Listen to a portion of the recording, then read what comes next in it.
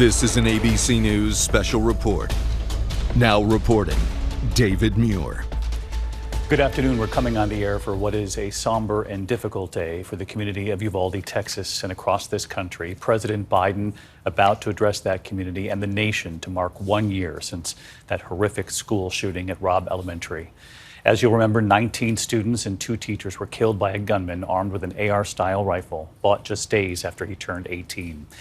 This was one of the deadliest school shootings in American history, and for parents and children, the young survivors, it has been a year of physical and emotional pain. There are ceremonies honoring the victims taking place throughout the day today, and at the White House, we're expecting any moment the President and the First Lady to pay tribute. Bells ringing in tribute to the lives lost in this country. A memorial service will be held later tonight. There is still anger and a number of questions over law enforcement's response to the shooting. Students and teachers were trapped inside those classrooms. Let's look now at the President, the First Lady, having just left the Blue Room. Pausing for a moment of silence, and we will too.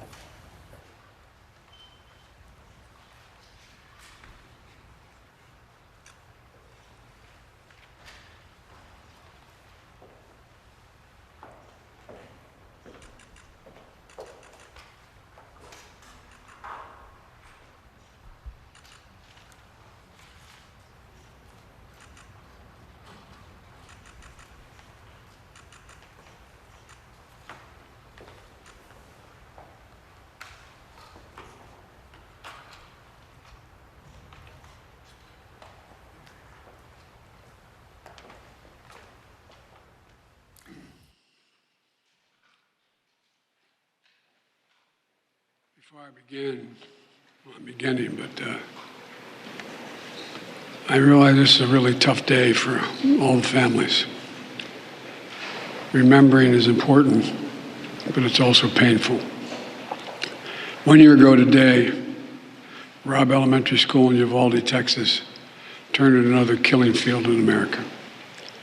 A few days later, Jill and I traveled there and stood before those 21 crosses outside the school. On each cross, a name, like in these candles behind us, 19 children, 9, 10, 11 years old, and 2 devoted educators, and 17 more injured. We spent hours with the grieving families who were broken and never, ever will quite be the same. To the families of the children and the educators who we know 1 year later, it's still so raw for you. A year of missed birthdays and holidays, school plays, soccer games. Just that smile. A year of everyday joys gone forever. The bend of his smile, the perfect pitch of her laugh. At a vigil, a few months later, one of the moms said, "When I lay in bed and turn to my side, envisioning her staring back at me, I want so badly to be part of alternative reality that just doesn't exist. This is my reality, because my 10-year-old daughter was murdered in her 4th grade classroom." Standing there in Uvalde, Jill and I couldn't help but think that too many schools, too many everyday places have become killing fields in communities all across every part of America. And in each place, we hear the same message. Do something. For God's sake, please do something. We did something afterwards, but not nearly enough.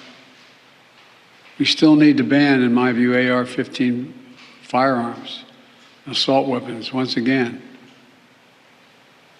You know, they've been used time and again in mass killings of innocent children and people. We need to ban high-capacity magazines, the ability to shoot 20, 30, 40, 50, 60 bullets without reloading. Because today, guns remain the number one killer of children in America, guns. And over the last year since Uvalde, our country has experienced a staggering 650 mass shootings. And it's hard to say, well over 40,000 deaths due to gun violence. We can't end this epidemic until Congress pass some common sense gun safety laws to keep weapons of war off our streets and out of the hands of dangerous people. Until states do the same thing. How many more parents will live their worst nightmare before we stand up to the gun lobby to establish universal background checks, establish national red flag laws, require safe storage of firearms, and end immunity from liability for gun manufacturers? The only major corporate entity that doesn't have that's immune to liability. Even a majority of responsible gun owners support these common sense actions to save lives and keep our community safe. So it's time to act. It's time to act. It's time to make our voices heard, not as Democrats or as Republicans, but as friends, as neighbors, as parents, as fellow Americans. And I'm being deadly earnest when I say that. You know, I know for a long time it's been hard to make progress, but there will come a point where our voices are so loud, our determination so clear that we can no longer be stopped. We will act.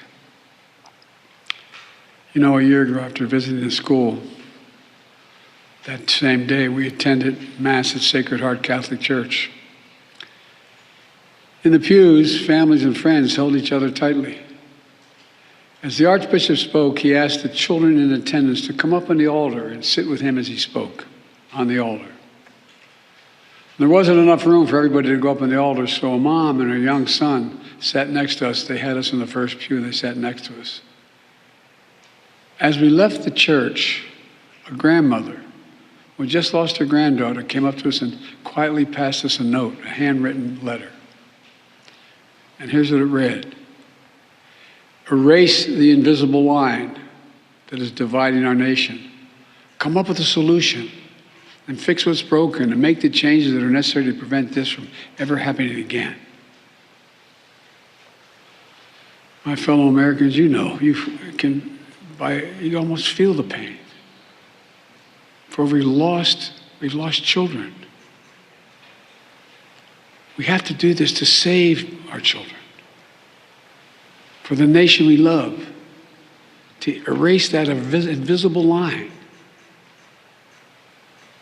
Jill and I stand here today, as earlier this morning we were talking about planning a memorial service this weekend, celebrating the anniversary of the death of our son, Bo. Well, guess what? While everyone's pain is different, we, like many of you, have some understanding what it's like to lose a child on more than one occasion. For those who've lost a loved one in Uvalde, to the moms, the dads, the brothers, the sisters, the grandmoms, the grandpops, this is what I know. One, they'll never be gone from your heart. They'll always be part of you. And I know this as well. As unbelievable as it sounds, I promise you, a day will come when you pass that ice cream store, you pass that park, you pass that thing that brings back the memory of your son or daughter. It's going to bring a smile to your lips when you think of them before it brings a tear to your eye. That's when you know you're going to make it. And our prayer for you from the bottom of our heart is that day will come sooner than later. Sooner than later. But God willing, it will come. As I said, that's when you know you're going to make it. God bless those 21 blessed souls lost in this day in Uvalde. And may God bless their families. We're thinking of you. Any update on the debt talks, Mr. President, please? Some deeply moving words from the president, the First Lady, Jill Biden, standing just behind him as he talked about the one-year mark since that horrible day in Uvalde at Robb Elementary. He talked about having met with the parents, the families, he and the First Lady. He talked about Congress and the need to act. And he said that It must seem to those families and the people around this country who want change that it's been hard to make progress. But he also made the point that at some point in this country, the voices are going to be so loud that politicians will finally have to act. I want to bring in ABC's John Quinones in Uvalde. He's joined by Maria Elena Salinas, also from our team here at ABC. And of course, they, along with a small team of producers and crew, have been in Uvalde for the last year. We call it Uvalde 365, and we know those of you at home, and particularly in that community, don't call it anything other than the sheer pain that they have gone through and continue to go through to this day. And John and Maria, John, I'll let you take it. You just had a special here on ABC, and you spoke of the small triumphs, but the journey that will continue for all these families.